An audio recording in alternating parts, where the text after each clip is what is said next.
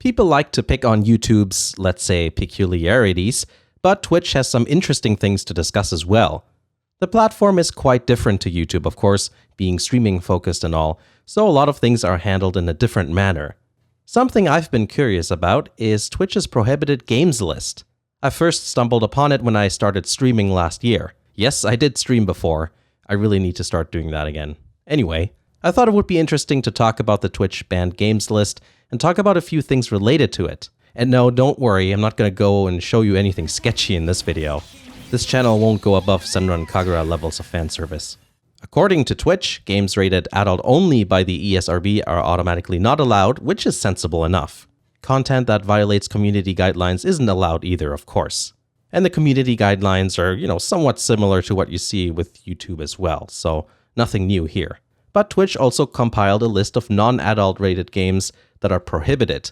This list does get updated occasionally as ESRB ratings and game content changes. A lot of these games aren't surprising to see, like hentai games or the ones that are over the top, offensive, or racist or whatever. That makes sense to me. Shout out to this game for having the funniest name of any game in existence, by the way. But then when you think about it, why does this list even exist? A lot of the games on this list would clearly violate community guidelines anyway, so why bother including those games on here? For me, a prohibited games list makes sense if it's in regards to like gray area games. But I don't think Twitch is doing a good job at all with that. Some good examples of gray area games are sexually suggestive stuff you can find on Steam, like those puzzle games like Honey Pop, or all those visual novels that are often toned down versions of explicit games. The Sakura series is quite infamous for pumping out fan service VNs. Some have explicit versions, some not. A few of the Sakura games are prohibited, yet others not, even though the type of content doesn't really differ between a lot of the games. It just seems kind of random.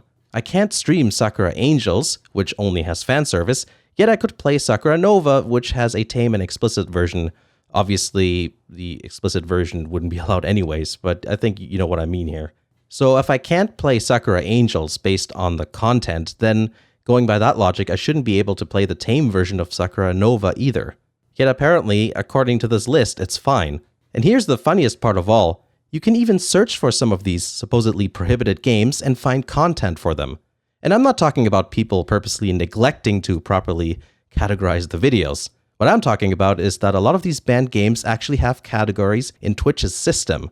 So you can search up, let's say, any of the banned Sakura games, and you can find properly categorized and labeled videos. Even things people have clipped can be seen.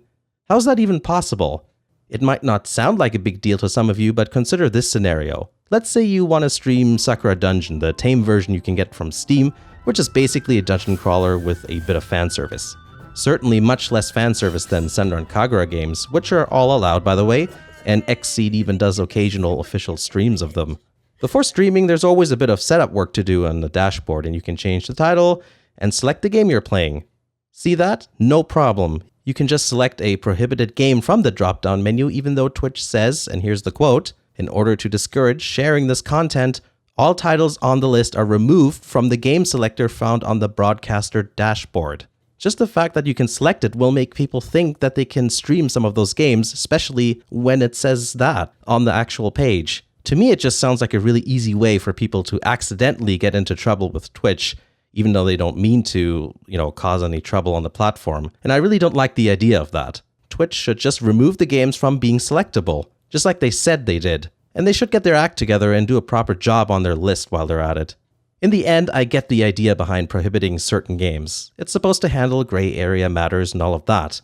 But the list doesn't do that if it's mostly comprised of games that clearly aren't allowed anyway due to their content, while at the same time being inconsistent with what games are on the list, even within a specific franchise where most of the games pretty much feature the same or identical content. And none of that matters if the games can still be selected from the games and categories drop-down menu. I think it's just a really poor implementation of a perfectly reasonable concept. This is the real reason why I'm talking about this. It just doesn't sit well with me to see such a distinct lack of logic being applied to a matter that actually is important.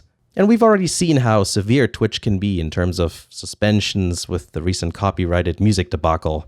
Anyways, it's just something I wanted to bring up. It's not really a topic I hear too much about, But nevertheless, I thought it was worth bringing up, especially because YouTube is usually on the receiving end of user criticism. Twitch certainly isn't perfect either, as we can clearly see here. That's it for today. Thanks for watching. Remember to follow me on Twitch. Like the video if you did, subscribe for more videos, check out the second channel. I made a video recently about how I make videos, which some of you found interesting, which is pretty cool. If you haven't seen it yet, I encourage you to check it out and let me know what you think of it. And then there's all the other stuff like Patreon, Twitter, and Discord too. Thanks for watching, and I'll see you again in the next video.